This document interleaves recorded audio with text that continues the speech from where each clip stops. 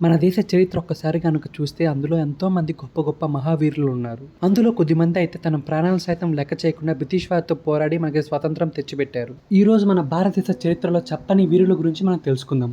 ఈ రోజు నేను చెప్పబోయే వ్యక్తుల గురించి విదేశాల్లో స్కూల్ పుస్తకాల్లో వాళ్ళ గురించి కథలుగా చెప్పుకుంటారు. విదేశాల్లో ఉన్న అక్కడి పిల్లలకు ధైర్యం, దేశభక్తి మరియు త్యాగం గురించి ఉదాహరణగా మన రాజుల గురించి మరియు సైనికుల గురించి చెప్తారు. ఇప్పటిదాకా ఈ సినిమాలో చూపించిన విధంగా ఒకవైపు 10,000కు పైగా ఆఫ్ఘనీ దొంగలు, మరొక వైపు 20 మంది సిక్కులు, వీళ్ళ మధ్య జరిగిన పోరాటమే ఇది. పాకిస్తాన్, ఇండియా కలిసి ఉన్నప్పుడు కాలం నాటి కథ ఇది. పాకిస్తాన్కు నార్త్ వెస్ట్ సైడ్లో ఉన్న గులికిస్తాన్ మరియు లోహర్ కోటలను స్వాధీనం చేసుకోవాలనుకున్నారు ఆఫ్ఘనీల దొంగల ముఠ. ఆ కోటలను మహావీర్ రాజా రంజిత్ సింగ్ గారు నిర్మించారు. ఆ కోటకు దగ్గరలోనే 21 మంది సిక్ సైనికులు కాపలాగా ఉన్నారు. ఆ కోటను ఆక్రమించాలంటే వీళ్ళని దాటే వెళ్ళాలి. ఆ కోటను ఆక్రమించడానికి వచ్చిన 10,000 ఆఫ్ఘనీ దొంగల ముఠాను చూసి సిక్ సైనికులు భయపడలేదు. వాళ్ళందరూ అనుకుంది ఒకటే, ఎలాగైనా సరే ఈ కోటను వాళ్ళ నుంచి రక్షించాలి. ఈ యుద్ధంలో దాదాపు 14 మంది ఆఫ్ఘనీలు మరణించారు మరియు యుద్ధంలో కూడా ఓడిపోయారు. ఈ యుద్ధం గురించి బ్రిటిష్ అధికారుల ద్వారా ప్రపంచం మొత్తం తెలిసింది, మరి ఐరోపా ఖండం దాకా చేరింది.